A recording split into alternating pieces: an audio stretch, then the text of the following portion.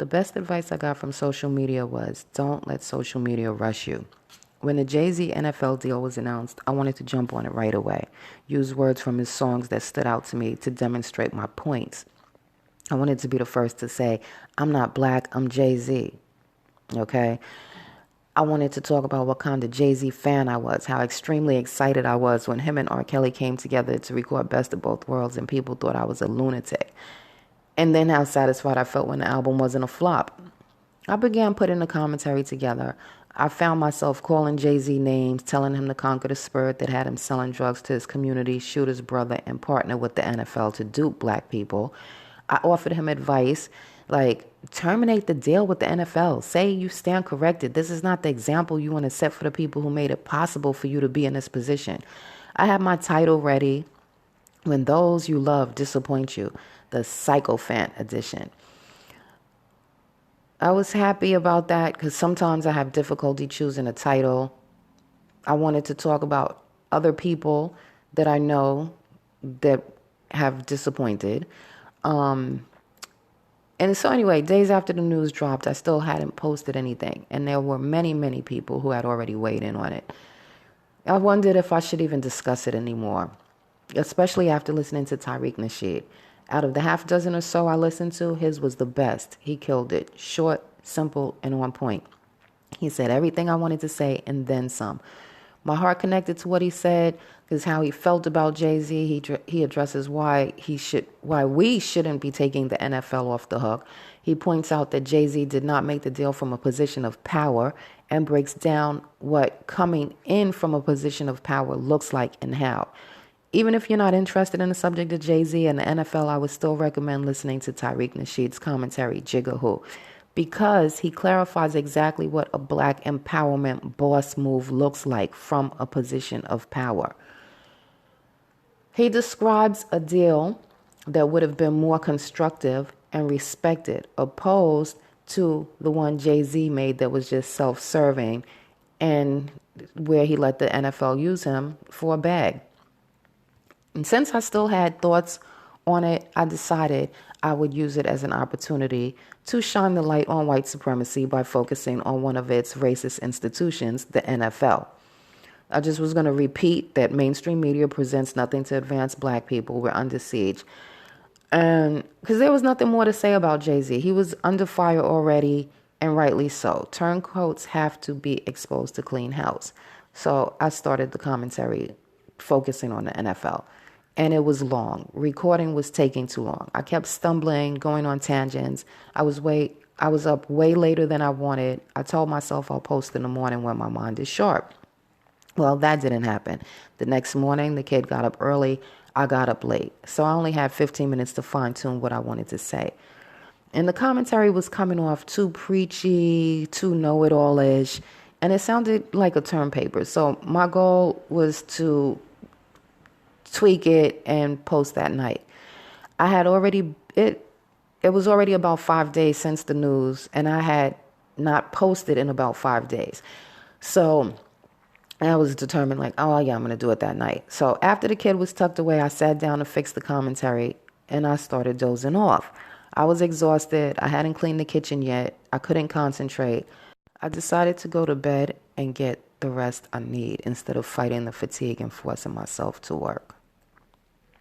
But as soon as I lay down, I went from feeling exhausted and sleepy to tired and wired. I broke down crying and couldn't sleep. I didn't know what brought on the breakdown. Maybe getting angry with myself for not having the strength to push through, knowing that it was going to be another day that has gone by and I still haven't posted. Maybe doubting myself. Damn, if you can't even post commentary more than once a week, how are you going to do a parenting blog? You haven't even put a banner or a decent intro on the channel yet. My thoughts went like, I don't have the help I need. I'm writing a book on how to live a life you love, and I'm crying because my life sucks. How I spend my days is not reflecting the life of my dreams. My faith is strong. Why my money ain't manifest. Am I fooling myself? I'm trusting God. Trusting God is what got me in this position, and it isn't yielding the results I want. What if I die and my dreams don't come true? No one ever sees a movie I made. The underwear line never comes to fruition. I can't travel frequently with the kid. Years are passing by and it's not getting better. What am I doing wrong? Maybe my faith isn't that strong. I know mind science works, but I'm not getting it to work. I know I shouldn't be trying to get it to work. I know. I'm tired of this shit. I need some money. I'm not giving my kid the life I expected. His father is AWOL. I'm so embarrassed I picked him. What was I thinking? I'm supposed to be with a boss. I know better. What in me attracted that? You do attract what you are. Maybe I'm not really all that. Damn, what am I thinking brought me to that level? How can I talk about black empowerment and I'm working with zero assets? So I can't stop boohooing, and that's pissing me off. I'm having this meltdown even though I know all is right. I'm divinely led and it all works for good. I'm upset because none of these thoughts are new. I thought I had them conquered and they're coming back up. I recognize what triggers the thoughts and I know how to reel them back in. I've been in this place before. I know that everything is okay. I've already come to the conclusion I had to stop beating myself up and telling myself I made bad choices or stupid choices. Seeing the kid's father as a straight up bum is not beneficial. I got to find some way to appreciate him even if he is doing nothing I appreciate. And I also accept that it is divine. The one thing we both agree on was it was destiny. I can't hate him for not being how I want him to be or for not being the father I think the kid deserves. I let go of feeling guilty about having a kid with him. Guilt doesn't help me do better. I know not to judge it because I don't know what I'm looking at. He might turn it around and exceed my expectations. God is good. And I have to be careful when I talk about the kid's father and think before I speak and use the right words. In another commentary, I refer to him as my fake husband, when the word pretend would have been better to convey what I wanted. And in this one, I was about to call him an asshole, and then I changed it to AWOL. AWOL is better than asshole. It describes the situation without bashing him, and it isn't revealing anything about him that can't be seen. I'm not trying to say anything that exposes him or about him in any way that the child might be hurt by. No kid wants to hear someone call their father a dumbass, dusty, good for nothing, bum nigga, selfish, or they don't want to hear anyone call their mother anything. So it's not just women talking about men. The same thing for men talking about the mother. Kids don't want to hear you talking about their other parent.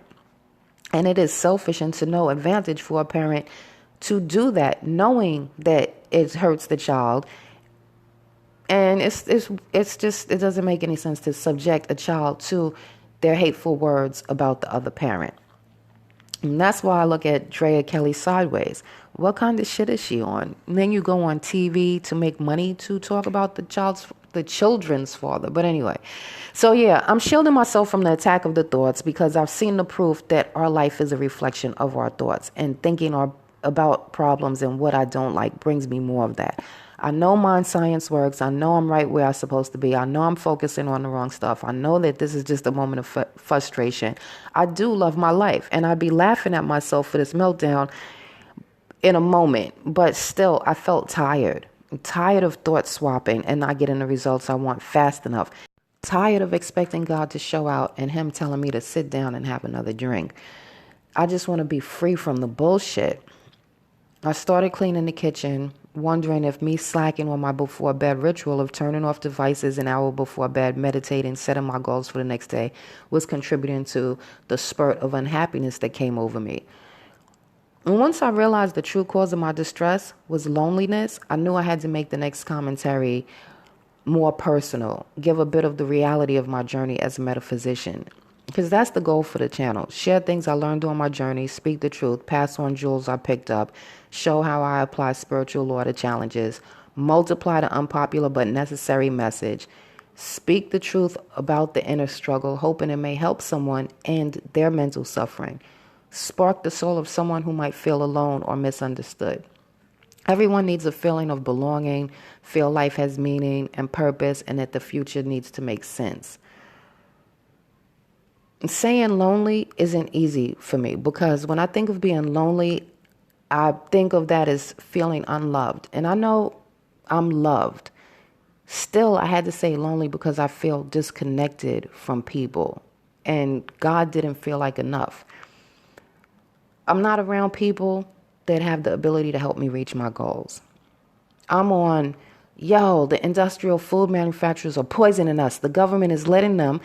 Both are deceiving us. They're purposely addicting us and straight up not giving a fuck about us. Let's stop eating the bullshit, educate our people about it, and be clear about what we're contributing to society when we purchase these fake foods. People around me rather hold on to their addiction to the junk, deny that they are being manipulated, and creating a situation where the food will be controlled by the 1%.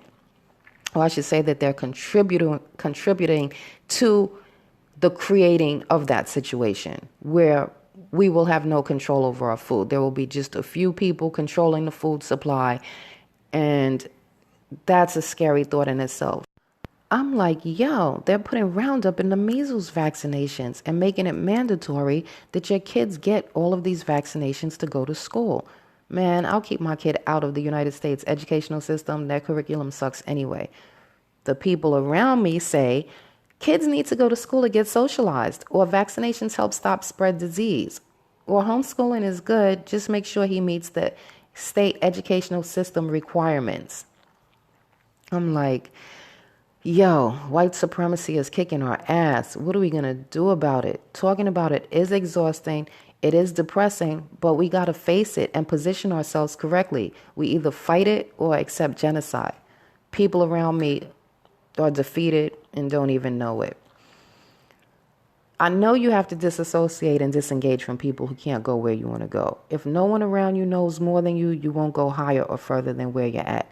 I know all of that to be true. It's nothing for me to remove myself from toxic people, bloodsuckers, or anyone who drains me of my time, energy, and patience.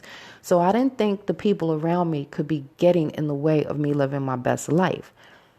My life wasn't reflecting my ideal, and the direction I was receiving was hang with those that can take you where you want to go. I'm getting messages like 5 of your closest friends tell you who you are. Look at your circle of friends. If you look at the people around you and you're not inspired, you don't have a circle, you have a cage.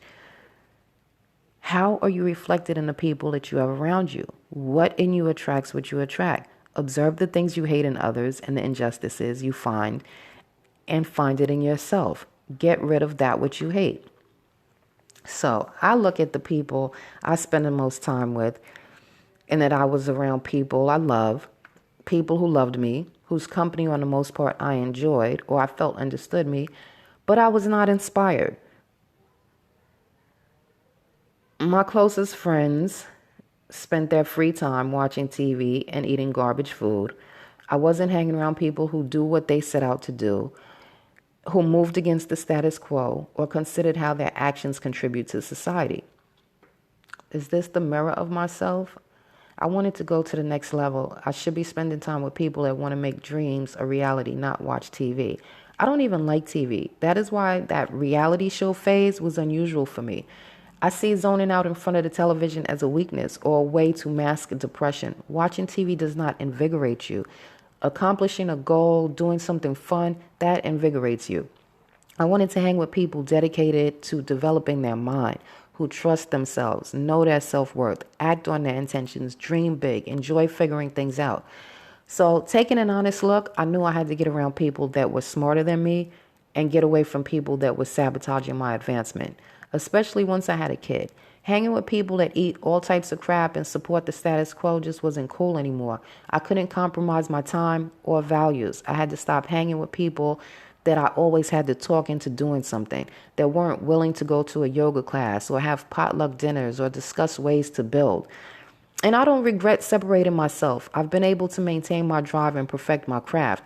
It isn't why I feel lonely or disconnected. The feeling of loneliness stemmed from wanting to do so much and still not being able to execute it on my own. Feeling like trusting God is not giving me the results I want. I'm used to being misunderstood by people, so the disconnect I felt was really a disconnect from God. I feel disconnected from God when money won't flow because I'm stuck in lack. I feel disconnected from God when money won't flow because I'm stuck in lack. Lonely because I felt lost. I was doubting my conscience. It is telling me to go one way, in a way that seems ridiculous since it appears I'm stuck. I hear God saying trust, but for that moment I considered maybe I got it all messed up in my head, feeling like I have no control over my time and money would solve that. I can pay for the help I need. So why is God leaving me out here alone? Like, help me figure this out. All in all, I was in agony for just a short while. I worked the mind science. I stopped pressuring myself to hustle harder. My hustle hard is always get my mind right, because when my mind is right, I experience the ease of life. Don't stuff your feelings. Acknowledge what you're feeling, even if it doesn't feel good. Use those feelings as a guide into what direction you're going. If you're angry or sad, that's telling you that you're not on the right track with your thinking. You're thinking about what is wrong. You're thinking about what you don't want, what you're afraid of. And then you're going to get more of that, because you do get what you think about. If you keep thinking you don't have the money and you need it, you're going to keep experiencing not having the money that you need. If you want money, think of having what you need when you need it. It is not always easy. I've been practicing this for years and still find myself in a drought.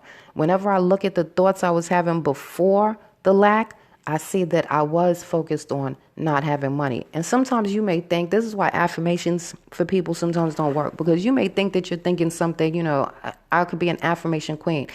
I am a money master. I am wealthy. But that's all good, because it should train your subconscious to accept it. But if you keep having these underlying things, now you're telling yourself, I'm wealthy, I'm a money master, but then you go to the store and you say, oh, I don't have enough money for all my groceries. I don't know where I'm going to get money from.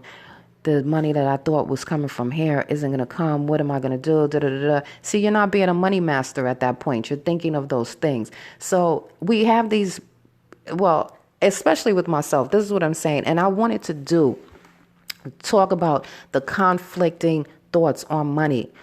But since this is getting long, I'm going to just do another commentary on the subject of money.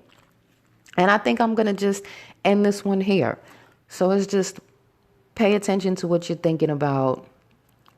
Really pay attention to how you're feeling. Don't stuff your feelings, because those feelings will direct you. They will direct you to say, even if you just say, wait, I'm angry. So what am I thinking about? Because these thoughts are not serving me. And then think about what's really causing you to be angry. Sometimes we just justify our anger. Well, because you did this is why I'm pissed off.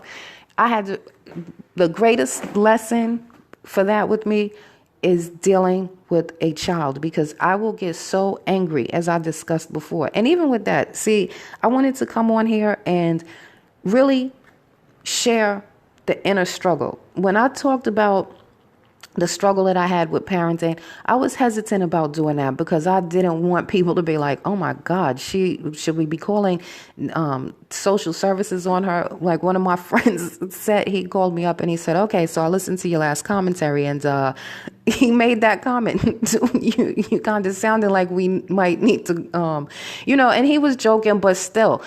And that's and then somebody did leave a comment like, I think you need help. I just had to do a smiley face on that, because I do need help, but my help does come from above. I'm not one to say to always, it's like when R. Kelly was on that interview and they said to him, and Gail said, oh, well, do you think that you're going to seek help? I wanted to be there so bad to say, no, you know where your help comes from. And I'm not saying that people can't use a counselor or a psychiatrist and things like that. I'm just saying, when you know the word, when you know spiritual law and know how to apply it, that's the help that you need. So when somebody was like, oh, I think you need help and things like that, but I know where to get my help from. Even in this situation when I was upset, feeling like, where's God? Oh, my mind is not right. Maybe this God thing is all wrong.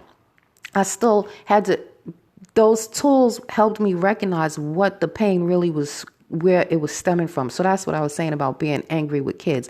We could be so angry with kids and we justify it because they do shit that we're like, what is that about?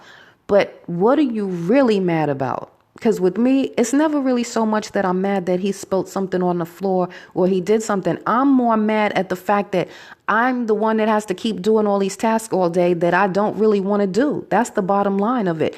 I have other things I'd rather do. So then when I recognize that, I can say, but don't you want to be a good mom? Don't you want to offer something to this child growing up that he can be a successful person. And when I say successful, I mean successful as meaning a happy person, a person that knows how to overcome problems, a person that has a confidence that feels secure. That's what I mean. Yeah, success is getting your mind right. And on that note, I'll end the commentary. Thanks to everyone for listening, everyone who shared, commented, liked, subscribed. Take it in and win.